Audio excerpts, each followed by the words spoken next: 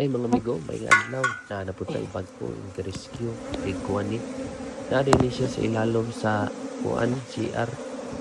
Dili ni hugaw migo kay dugay na ni nga gibando na nga CR dari siguro na sa 5 to 10 years.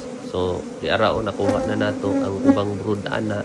Wa jud intaway kadugos-dugos o gamay ra kaayo pagkaon ra nila. So at least di naman nato na kailangan ng dugos. Ang ginahanglan nato ang colony mismo. Medyo dako-dako ni nga colony migo no.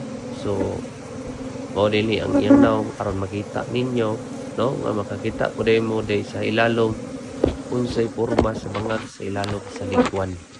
So kana atong giklaro gyud pangita nato ang queen migo.